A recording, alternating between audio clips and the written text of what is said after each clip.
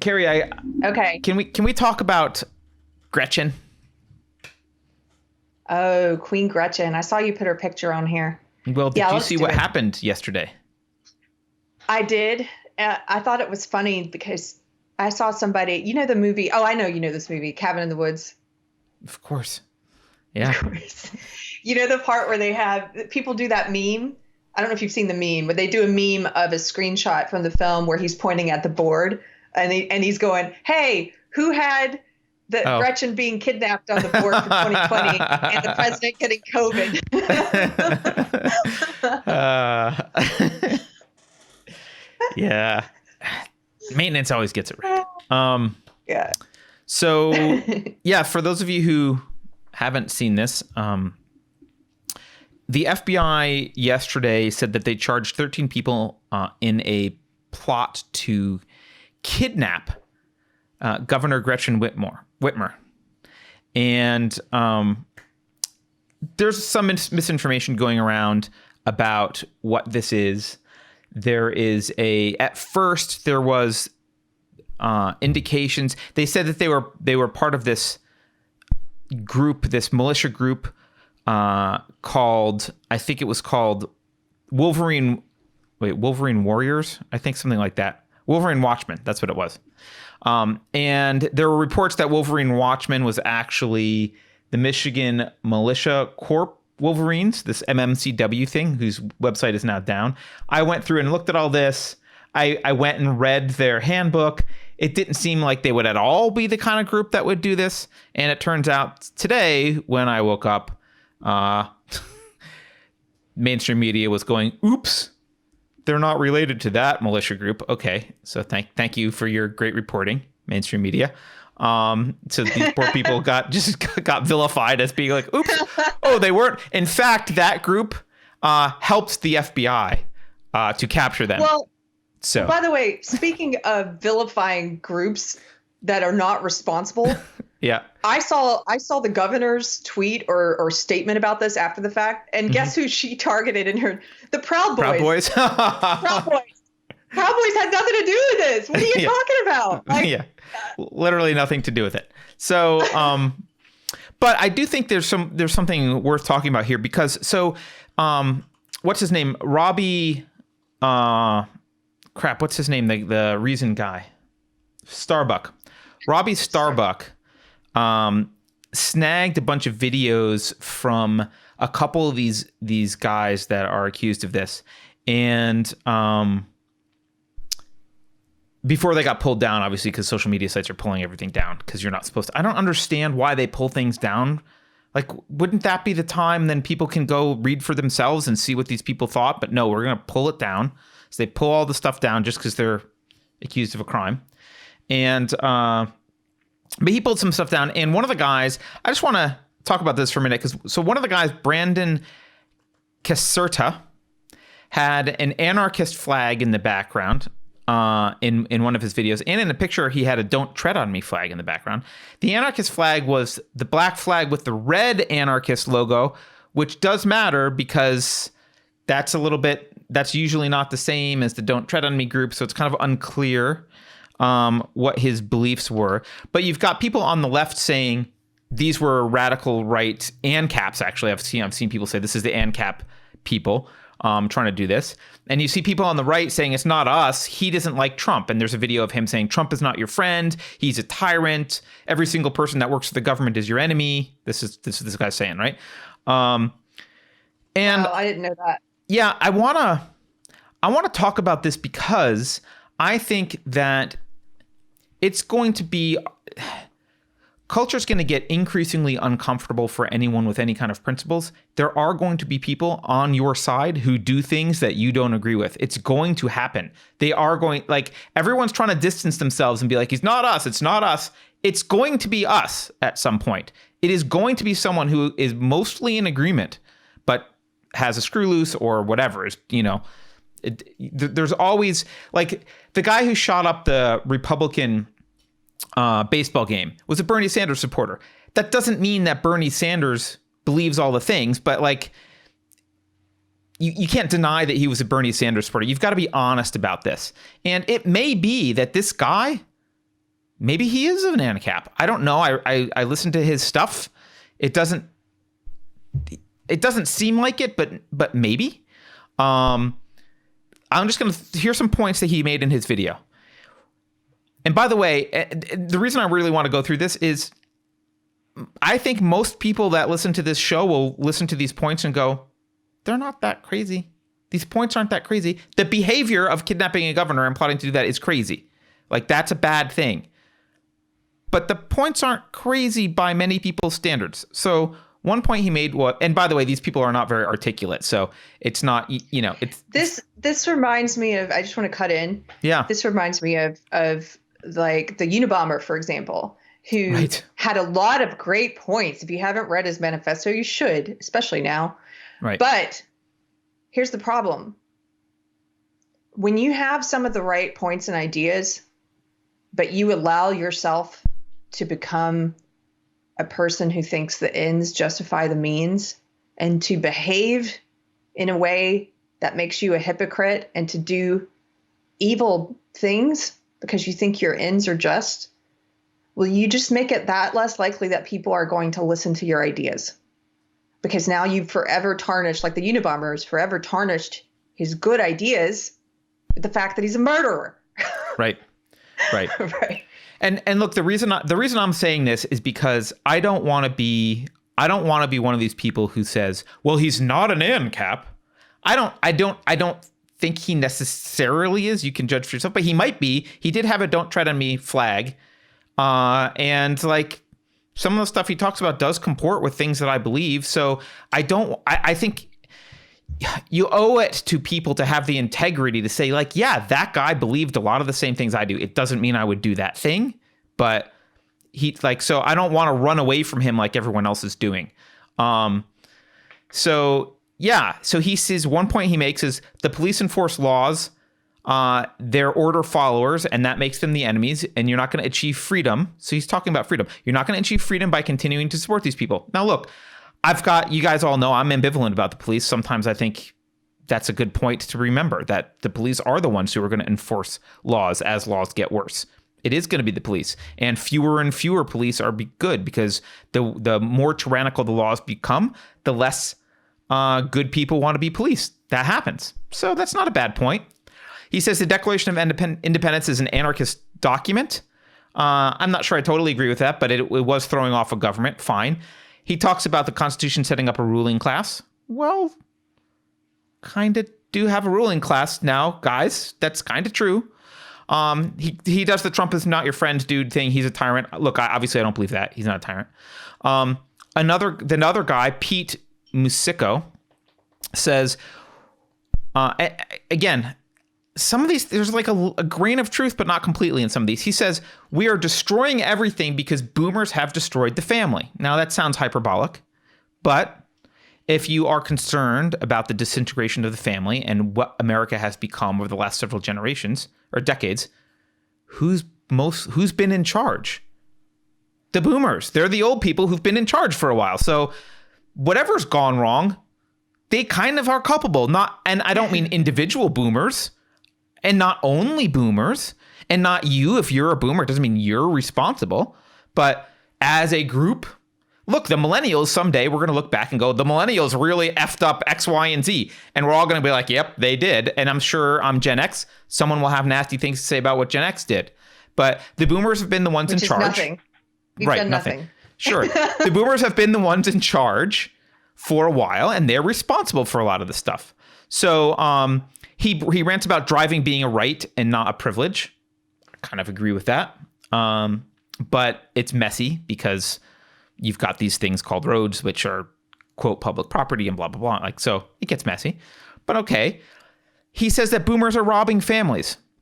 And I don't know what he means by that. But when you spend more money as a government than you take in, you are robbing future generations. And the boomers, I mean, I know everyone loves Reagan. A lot of people love Reagan. Reagan borrowed a hell of a lot of money, right? We have spent way more than we've made and borrowed and printed money to do it. And that is called robbing future generations. That's what that's called. He is not wrong about that.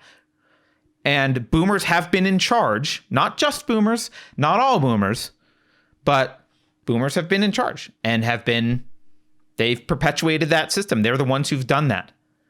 And again, not just boomers. He complains that boomers, he knows some boomers, I guess, and they say that now that I'm older, I don't care because it's not going to affect me. Okay, that's an anecdote, but there is a general feeling of like, well, I paid into Social Security. I want my Social Security. Okay, but you voted for Social Security, and then you voted for the people who spent all your Social Security checks on other things. So should you still get Social Security? I don't know. You're kind of having your cake and eating it too. There is this sense that they're owed stuff, but they ate the cake of their grandchildren. That's a real grievance, regardless of whether you agree with this politics. These are real grievances. He urged people to be angry at politicians and not fellow citizens. He said they're putting a bug in our ear for racism. Well, that's true.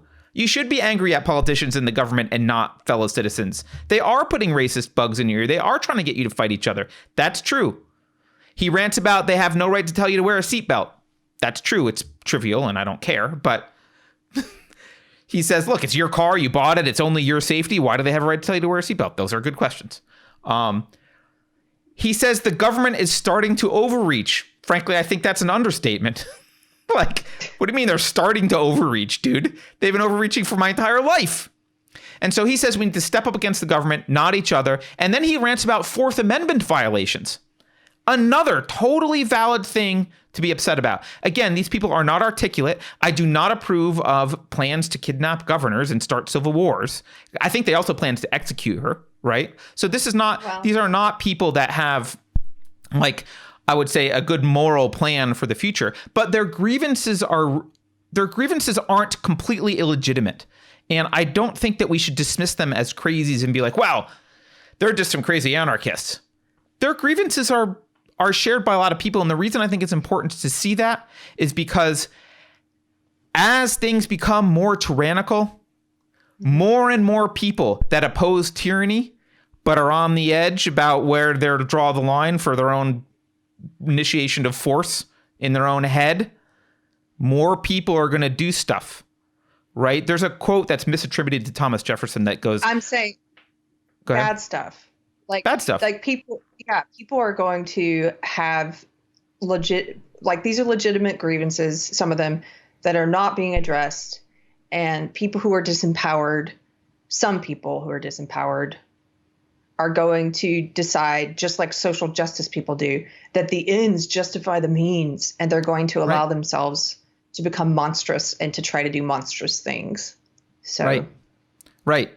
And so, and look, there's a quote that's misattributed to Thomas Jefferson, but it's still a good quote. It goes, when tyranny becomes law, rebellion becomes duty. And there is truth to that, right? If we were, a lot of people, I think, would agree, if this was Nazi Germany, you should rebel, right? That's a clear example. You should rebel. So, and I don't think we're Nazi Germany. I don't think Trump is Nazi. Trump's not Hitler, right? It's not time. But the more tyrannical governments become, they picked on Gretchen precisely because she was a very tyrannical governor with respect to mask laws and the lockdowns, right? Again, not justifying their actions, but these are real grievances, and you are going to have people who don't want to be ruled starting to step up and willing to do things that you and I will say are the initiation of force, and they really shouldn't be doing them. And this isn't the best way to go about change. But it's going to start getting more, and especially if we have... I'm confused, though. You sound like you are supporting it in a way, because you just read that Thomas Jefferson quote. I mean, you're saying we should rebel when things get tyrannical. I don't think we should rebel in terms of like starting to kidnap people. I don't think you do either. Like, I think at some point you do need to do that. I don't think we're at that point. Okay. Yeah. That's great. I don't think so, but. So if Hitler were actually in charge, you would still just try and vote him out? I don't think that's a good, I think that's almost like the postmodernist social justice warrior we talked with yesterday, who said here's a hypothetical scenario where No, because Hitler's not hypothetical. He really happened, and tyrants like that really do happen. There does come a point at which armed rebellion is. I don't think we're there. I want to be clear. I don't think we're there. But there does come a point at which that becomes okay. No, dang, this is what social justice warriors do. They're like, everyone's Hitler. That's why we need to go out in the streets and burn businesses down. It's not what social justice warriors do. I'm talking about actual tyranny. If they come to take your guns, are you going to fight back? Yes, but I'm saying they think they're talking about actual tyranny. Well, give me specific examples then. I'm saying we're not there yet, but I gave you the most extreme realistic example I could think of, which was Hitler. Right, and what I'm saying is that they believe that they are fighting Hitler, and that it justifies their, I don't mean metaphorical behavior. Hitler. I mean like an actual government doing that stuff, right? And so I just said, if they came to take your guns away, would you fight? And you said yes. Okay, well, Hitler would have done that during his rise, right? So, my point is, take my guns, I would fight. Yes. Right. So there does become a point when governments become tyrannical and oppressive enough that actually good people do fight. I'm not saying these are good people. I'm not saying this was the right thing to do. I don't think even this would be the right way to do it. Like, the whole thing was stupid. But I think we're fooling ourselves if we think this is just some kind of aberration and it's going to go away, that these are anomalies, because I think they're going to get worse. And it's going to come from the left and the right and anarchists, there's anarchists who consider themselves leftist and rightist anarchists, which I don't really understand, but whatever. It's going to come from both sides that want to tear the system down. Some are going to want to do it because of Marxism. Some are want to do it for some other reason.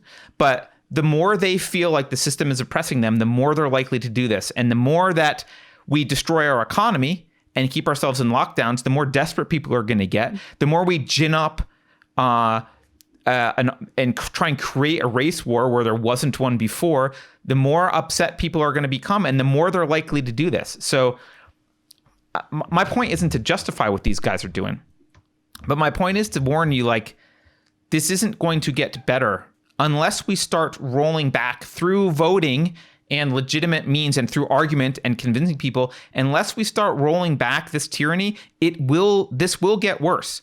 More people will do this. Yes. Here's my point.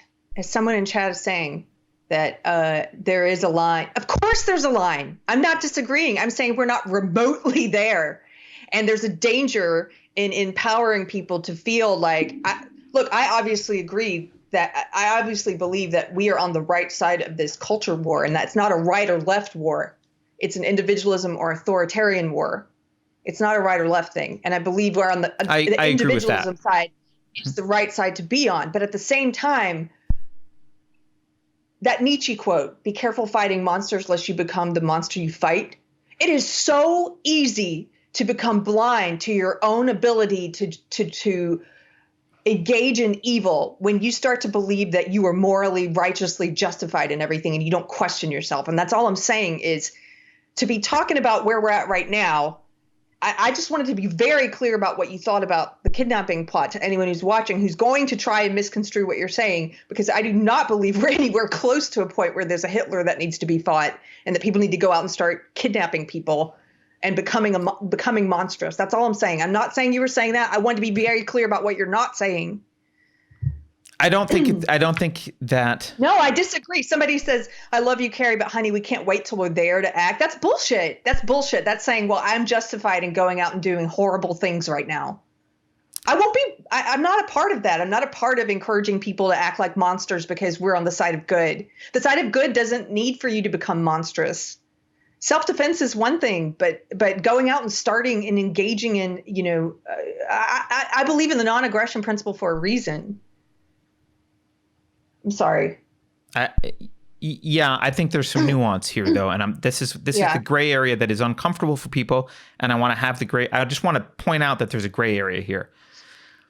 They were going after government officials. Look, they also planned to kill her, so that's also crazy, right?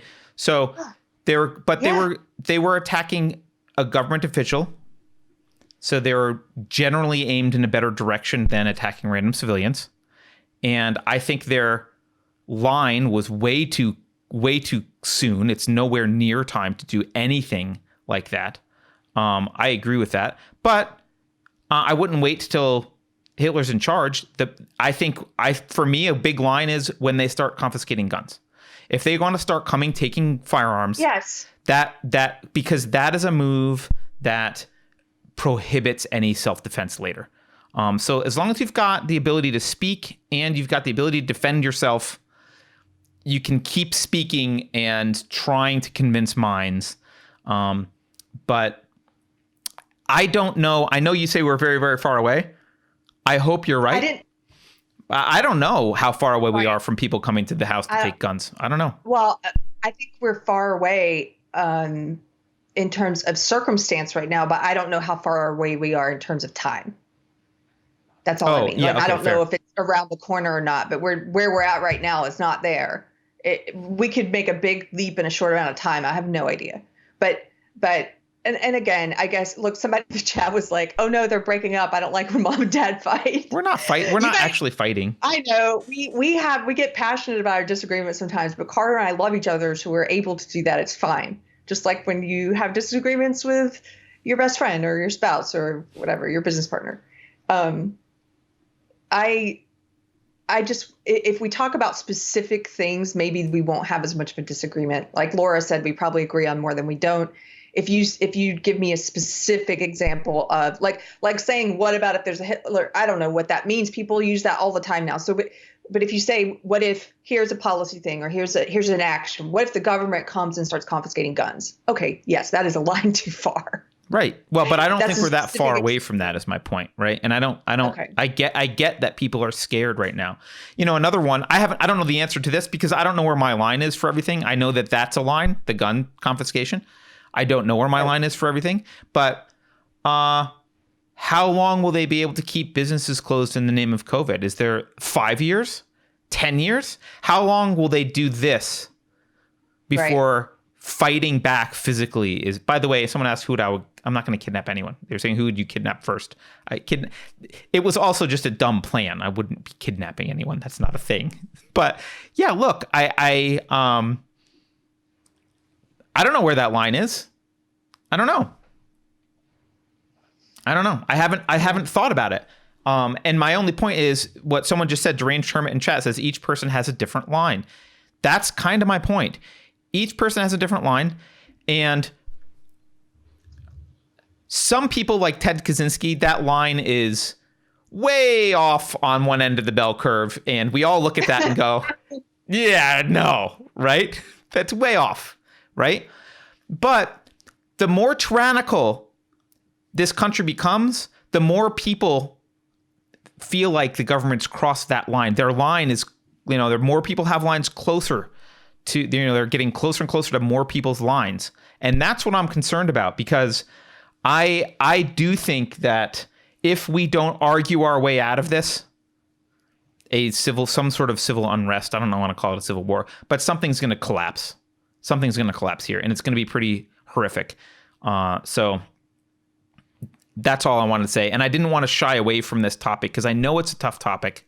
And I could have easily said, he's not an ANCAP. Look, his flag was the black one with the red A, and that means he's a socialist anarchist. And now I don't have to talk about it. And what a bad guy, and let's move on. I could have done that.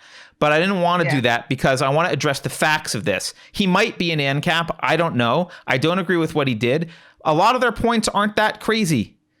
They're not that crazy. A lot of those points that they made are principled and correct.